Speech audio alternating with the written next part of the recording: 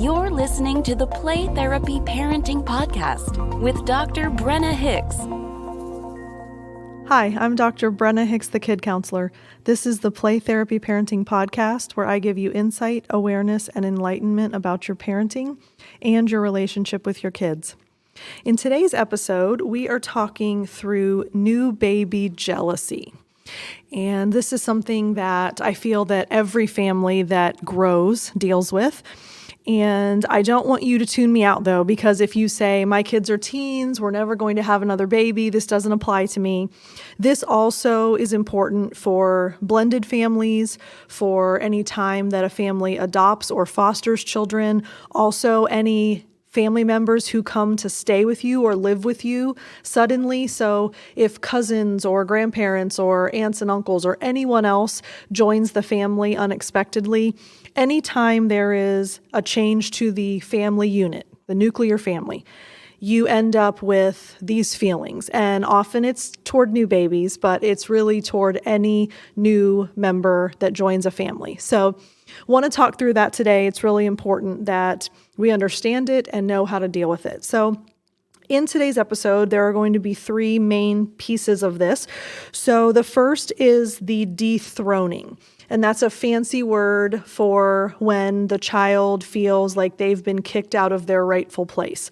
So we'll talk about what that is, what it looks like, and how to understand that better.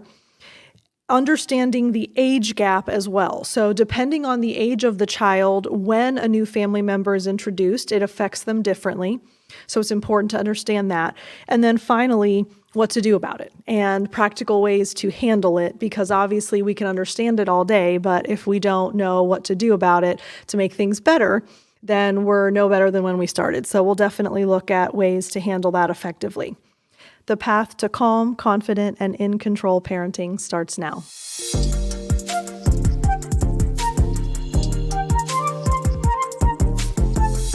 Okay, so the dethroning process is a very common piece of the puzzle when a new baby is born, and that is actually one of the reasons why the child typically ends up being so frustrated and jealous of the new baby. So dethroning is essentially the child has been in a specific role in the family since they've been born. So if there's only one child in the family and the second child is born, they've been the only child. If there are two children in the family, one has been the oldest, one has been the youngest. And all of a sudden now the youngest becomes the middle. So dethroning happens once for the oldest child, but it happens multiple times for subsequent children. So the oldest is always going to be the oldest, but children born after the first will have to reevaluate their positions because they will no longer be the baby, for example, and there's now a new baby that has taken their place. So dethroning is essentially, I've been the king or the queen of the house in my set role, in my set position. So I'm the helpful one, I'm the smart one, I'm the academic one, I'm the athletic one, whatever the role is, they've had it. And all of a sudden, the roles have to switch because when a new baby is introduced into the picture, all of a sudden now there's another role that's getting claimed. And to parallel with that, it's important to acknowledge the attention factor too. Because not only is there a dethroning that takes place, but with that dethroning, there is now shared attention. And so whereas before the only child got all of the attention, now they're getting a fraction of that before. Two children who shared attention before equally are now getting a fraction of what they had with a third. So you can see, yes, it is about being dethroned, but it is also about the attention that they perceive is lost because new babies require a lot of time and a lot of attention. And so everything has to be reconfigured. And this can be really frustrating and difficult because it's essentially creating a loss of identity. Because everyone knew their place in the family until a new member is brought in. And now all of a sudden, I don't really know who I am anymore. I don't have that set role. So now I'm floundering, which can cause resentment and jealousy, because it's very easy to say, well, if you were never brought into the family, then I wouldn't have to be dealing with this right now. So you can see how the dethroning process very easily swings toward resentment and jealousy, because they no longer feel they know who they are within the family unit. However, moving on to the age gap piece of this, age gaps matter. And what I mean by that is, if children are born in close succession and there are only like 1 or 2 years in between new babies, the adjustment process is easier and quicker. Because if you have a 13 or 14-month-old baby, they're not old enough to recognize that now there's another infant also taking attention. But the more years that pass between the introduction of a new family member, the more ingrained the expectations and roles and patterns are, and the more consistent they want those to be. So when you have bigger age gaps, it is actually tougher for kids to adjust, because not only have they developed cognitively, they've also developed socially, and they've developed relationally. And so when, for example, I'm an oldest. So when my brother was born, I was almost 3. I was 2 months shy of 3. And he nursed incessantly, like I think every hour and 15 minutes, round the clock. And so my mom, every hour and 15 minutes, was on the couch nursing him, and she couldn't play with me. She couldn't read to me. We couldn't go to the park. All the things that she had done with me every day of my life for, well, not my whole 3 years, I suppose, but until I was old enough to know, I was always doing all these things with her. And I remember my mom telling the story that I asked if we could take my brother back wherever she got him. So I guess I wanted her to drop him back off at the hospital. I'm not sure. But that was my almost 3-year-old sentiment was, can we just put this kid back where he came from? And it wasn't that I didn't love my brother, and it wasn't that I was necessarily jealous of him, but not outwardly anyway. But that was my way to solve the problem, because I've been dethroned. I'm no longer getting the attention that I used to have. I'm not getting the time. I'm not getting the affection. I'm not getting the fun things that we used to do. And imagine if I would have been 6 when he was born. I had 6 years of them all to myself. And then to have that upended. My cousin was 12 or 13 when her brother was born. And I remember she was a teenager and there was a baby in the house. In that big of an age gap, it actually worked out well, because she was mostly independent, teenager, liked having a little baby around, but didn't need mom and dad so much. So as you can see, when there's a very short window between children, it's an easier transition. Then the middle ranges from like 2 to probably 8 or 9 years in between. That can be the struggle. And then once you get beyond that, it actually gets easier again, because they're much more independent. So age gaps matter, and it's important to assess that when a new baby is born or when a new family member is introduced. It's important to recognize, okay, what is my child used to? What is my child expecting? And what is no longer normal for them? And therefore it's creating issues.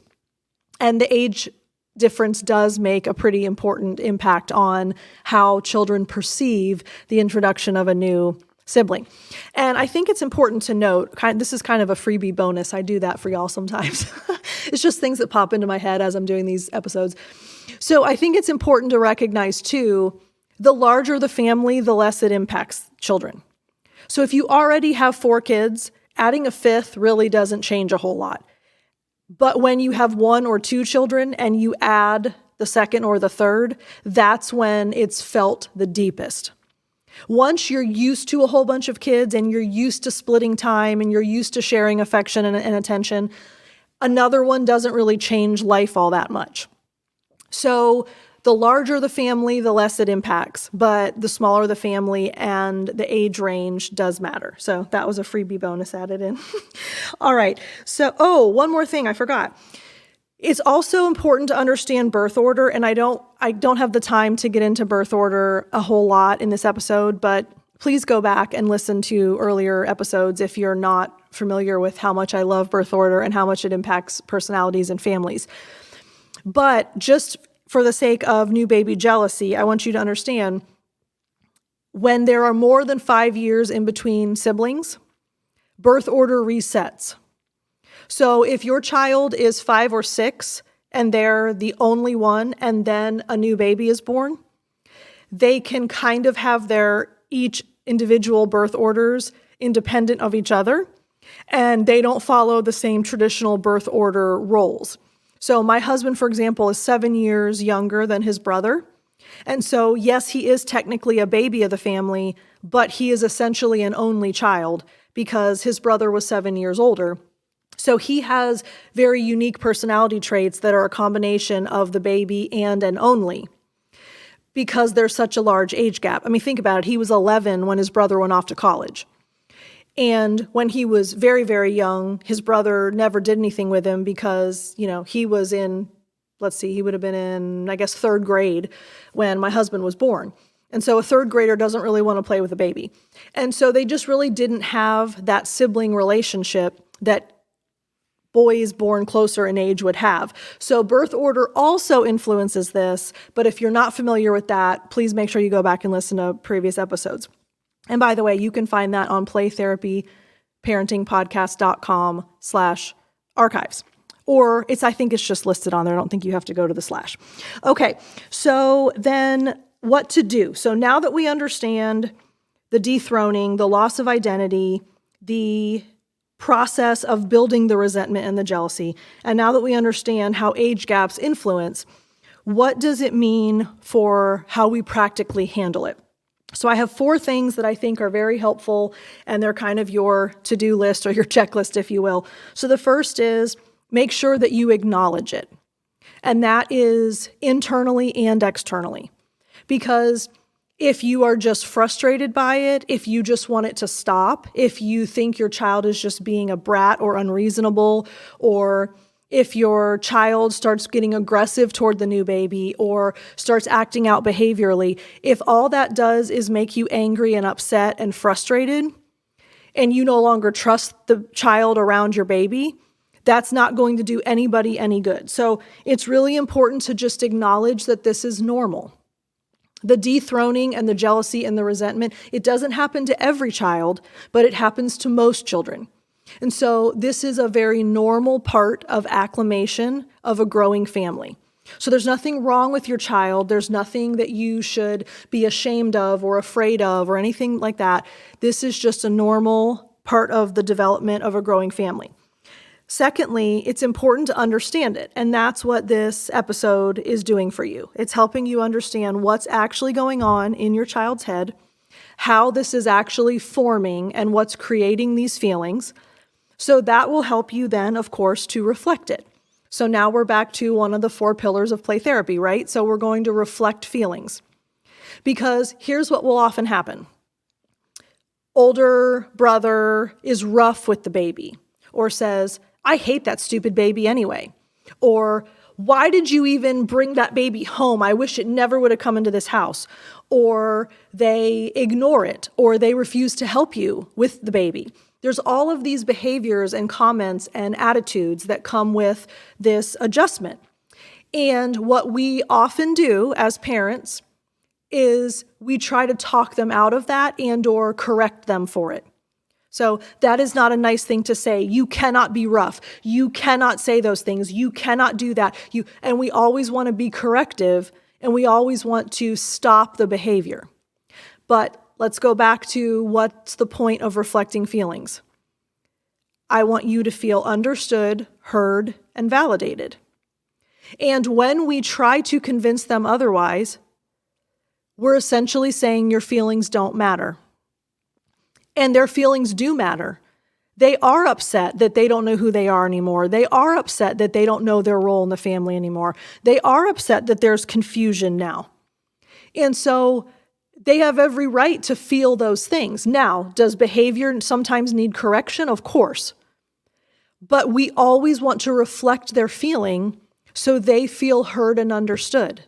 So when they say, I wish that baby was never born, or I hate him, or whatever comes out of their mouth, instead of saying, don't say that, stop it, or you're going to your room, we say, it's really hard for you to have a new baby in the house. Or you wish it was still just you and me that could spend all the time together. Or you miss us being able to hang out all the time. Or you're not sure how you feel about somebody new in the family. I mean, I could give you example after example. Those are 4 off the top of my head. But here's what we're doing when we do that. We're saying, I'm here, I hear you, I understand, and I care. And those are the be with attitudes. I'm sure you shouted them out.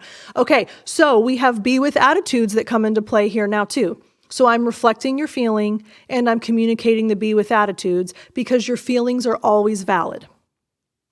And then finally, the goal is to provide connection and bonding opportunities. So what that looks like, because you can't force a connection and you can't force a relationship, nor can you force a bond. So this isn't about mandating and insisting that this is falsely grown here. But what it is helping the children connect to each other. Think about what really matters to your older child and find a way to help them connect to the new baby. Think about what your child's love language is, your older child's love language is, and find a way to integrate that into their relationship. It's about helping them feel connected and bonded to the baby so that they feel that they have a relationship too.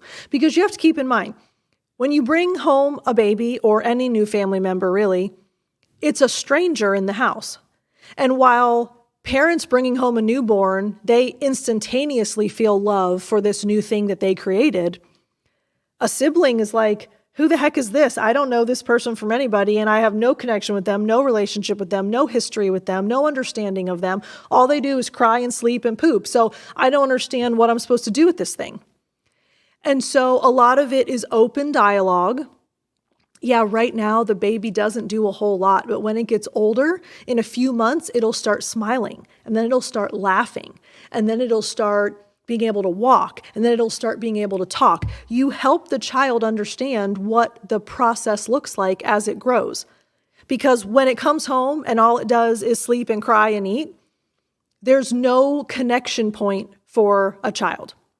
So that's where it's intentionality on your part to encourage those moments, but it's going to take some forethought. So what matters to my older child? What are they really into? What interests do they have? What's their love language? What's the way that they show love? And then you provide opportunities for those to take place. So I hope that's helpful. I think it's important for us to keep in mind that when we have new baby jealousy, it's very normal and it's okay. And it naturally works itself out, but there are certainly things that we can do that help. And so I hope that you find this helpful in that process. So want to give you a couple of updates. First, thank you very much for all of you who have been emailing me. I'm thrilled with all of the communication that I've had lately. Thank you for all the emails you're sending. If you would like to share thoughts or questions or comments with me, suggestions for future episodes, whatever, please email me at brenna@thekidcounselor.com. If you haven't yet, sign up for playtherapyparenting.com/newsletter. That gives you all my updates, everything that I'm putting out there. You'll always be in the know. And finally, Gab Wireless, who I am an affiliate with, that is an internet-free, safe phone for kids. They are offering a back-to-school special, $50 off. They are offering phones and watches, internet-free, app-free, social media-free, safe phones. They're amazing. Our son has them. All of his friends have them now. We've kind of started a little movement here in Florida. So they're all talking on Gab phones together, but it's GABB. So if you go to Gab Wireless, type in the promo code PLAY, and you will be able to save $50 on their phones and their watches. It's a great deal. And as a thank you to being a listener, I'm able to pass that saving on to you. So $50 off with the promo code PLAY. We'll also have a link to that in the notes on the episode. So thank you so much, as always, for being a part of the Play Therapy Parenting Podcast family. I appreciate you spending time with me each week. We'll talk again soon. Bye. Thank you for listening to the Play Therapy Parenting Podcast with Dr. Brenna Hicks. For more episodes and to subscribe to our newsletter, please go to www.playtherapyparenting.com.